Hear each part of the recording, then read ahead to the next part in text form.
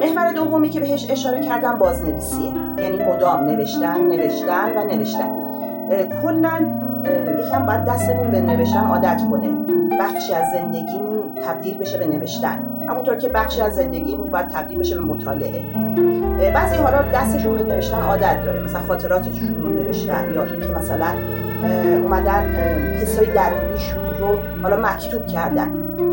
اینها خیلی خوبه ولی خب داستان نیست. حالا ممکنه بعضی از این حسا قابلیت تبدیل شدن به داستان رو داشته باشه، یا بعضی از خاطرات بالقوه اون حالت داستانی رو تو خودش داشته باشه، ولی بعدها میشه بالاخره توی بعضی از داستان‌ها از اونها استفاده کرد.